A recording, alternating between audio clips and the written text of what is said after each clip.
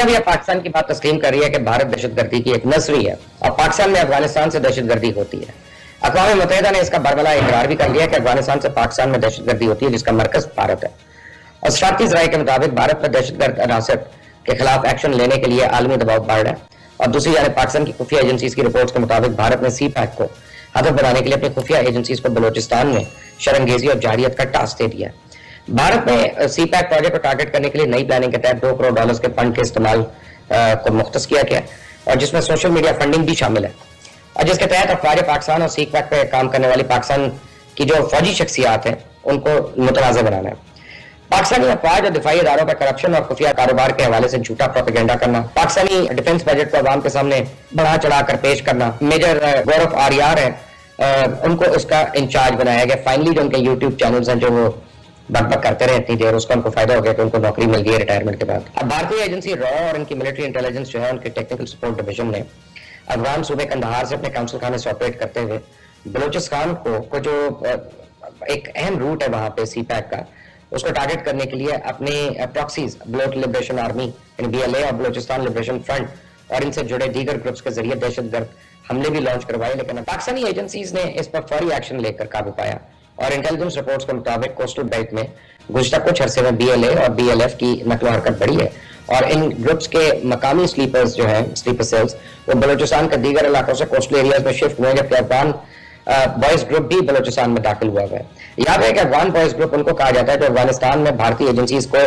قندھار اور مزار شریف اور سیف ہاؤسز میں ٹریننگ کے بعد پاکستان میں لانچ کیے جاتے ہیں۔ اب ہیومن ٹیکنیکل اور دیگر ذرائع سے اکٹھی کی جانے والی انٹیلیجنس انفارمیشن سے یہ پتا چلتا ہے کہ سی پیک کو ٹارگٹ کرنے کے لیے نئی پلاننگ کے تحت قندھار اور مزار شریف میں قائم بھارتی کونسل خانوں میں پچھلے چند روز سے غیر معمولی نقل و حرکت جاری ہے، اور بھارتی ملٹری انٹیلیجنس کے ٹیکنیکل سپورٹ ڈویژن کے آپریٹرز سپاٹ کیے گئے ہیں وہاں پہ۔ افغانستان میں بھارتی کونسل خانوں کے زیر استعمال گاڑیوں میں مشکوک سامان کی آمد کی بھی اطلاعات ملی ہیں، جبکہ بھارتی پراکسی بلوچ گروپ سے جڑے عناصر اور دہشت گرد کمانڈرز کو بھی قندھار میں موومنٹ سپاٹ کرنے کیے جانے کے پاکستان کے پریمیئر ایجنسیز کو اطلاعات ملی ہیں۔ بھارت کی ان سرگرمیوں پہ اب اقوام متحدہ بھی چیخ پڑا ہے، لیکن اقوام متحدہ کی حیثیت تو دھوبی کے کتے جیسی ہے نا، وہ امریکہ کے سامنے تو بے بس ہے، اور منگولز کی درندگی جو ہے آپ سمجھیں کہ وہ اب آپ کو یاد آئے گی ہٹلر کی خوخاری کے اسرائیل کی شیطانیت کا۔ اگر آپ نے کہیں ملاپ دیکھنا ہے ان ساری چیزوں کا تو وہ بھارت کے یعنی زیر قبضہ جو کشمیر کا حصہ اس کے اندر آپ دیکھ سکتے ہیں۔ اس کے اوپر بھی اگر امریکہ چوکا تو آپ خود سوچ سکتے ہیں کہ وادی جموں کشمیر میں بھارتی فوج کے ماضی کے محاصروں کو بھی مات دیتی ہے۔ مقبوضہ کشمیر میں بھارتی معاشی دہشت گردی سے ایک سال میں ہونے والے نقصان کی مالیت 950 ارب 18 کروڑ اور بے روزگاروں کی تعداد تقریباً 5 لاکھ ہے۔ اب دنیا کی تاریخ میں پہلی بار بچوں پر پیلٹ گنز کے استعمال کا مکردہ فعل جو ہے وہ بھی بھارت کے حصے میں آتا ہے۔ اپنے انتہا پسندانہ نظریات کے پرچار کے لیے مودی اور ہٹلر دونوں کا کوئی فرق نہیں، ایک ہی طریقہ رہا ہے۔ اور دوسری جانب اب انڈیا چائنا سے مذاکرات کے ذریعے PLA کو پیچھے ہٹوانا چاہتا ہے، لیکن چائنا کا اصرار ہے کہ یہ اس کا علاقہ ہے، اس لیے واپس جانے کا سوال نہیں پیدا ہوتا۔ دوسرے لفظوں میں اب انڈیا کو پورا سال سیاچین میں سب بندی کیے اپنے ٹرپس کو فضائی ٹریفک کے ذریعے سپورٹ کرنا پڑے گا، اور یہ آپشن اگرچہ قابل عمل ہے لیکن اس میں جان و مال اور اس کا زیان جو ہے نا وہ آپ کی سوچ سے بھی زیادہ ہے۔ پاکستان کا نیا سیاسی نقشہ اس تناظر میں اس امر کی طرف اشارہ کرتا ہے کہ اگر پاکستان پورے سیاچین گلیشیئر پہ قبضہ کرنا چاہتا ہے تو وہ گلگت بلتستان کے زمینی راستے اور وادی شخص گام سے ہوتا ہوا مشرقی لداخ میں ان چائنیز ٹرپ سے ملاپ کر سکتا ہے جو اس متنازع علاقوں میں صف آ رہا ہے۔ انڈین میڈیا تو اس بات پہ خوفزدہ ہے کہ چائنا کی اس علاقے میں آمد اس کی ایک اسٹریٹجک چال ہے، اور اگر مستقبل میں بھی جنگ ہوئی تو انڈیا کو پاکستان اور چائنا کی مشترکہ فورسز کا مقابلہ کرنا پڑے گا، اور اس کی یہ پریشانی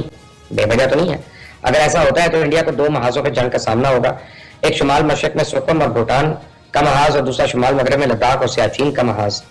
یعنی بعض مبصر تو یہ بھی کہہ رہے ہیں کہ چائنا کے فوجیوں نے پاکستان سے ملاپ کرنا ہے تو ان کو لداخ کی روٹ کی ضرورت نہیں، کیونکہ تبت سے سنکیانگ تک ایک کشادہ سڑک پہلے سے موجود ہے، چائنا اسے یوز کر سکتا ہے، اور اسے درائے کراکرم کے راز سے سنکیانگ اور پاکستان سے ملاپ کرنے کی ضرورت نہیں ہے۔ بہت سے لوگوں نے اس ملاپ کا نوٹس نہیں لیا جو چائنا، پاکستان اور افغانستان اور نیپال کے وزرائے خارجہ کے درمیان گزشتہ ماہ ہوا، اور اس ملاقات میں تو یہ بھی طے کیا گیا کہ ضرورت پڑی تو نیپال کی زمینی بندش یعنی لینڈ لاکنگ جو ہے اس کو ختم کرنے کے لیے نیپال کو پہلے سنکیانگ اور پھر پاکستان کے راستے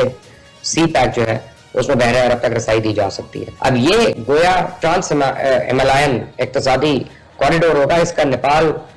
کو مثبت اور سنکیانگ کے راستے یعنی پاکستان سے ملانے کا جو پلان ہے۔ اور اس ملاقات میں چائنا کے وزیر خارجہ وانگ شی نے سی پیک کے نیپال اور افغانستان کو یہ بھی نوید اور خوشخبری دے دی کہ اس کے ذریعے وہ گوادر پورٹ سے استفادہ کر سکتے ہیں اور اپنی گلوبل تجارت تک ایک نیا راستہ کھول سکتے ہیں۔ افغانستان تو پچھلے دنوں گوادر बंदरगाह से इस्तेफादा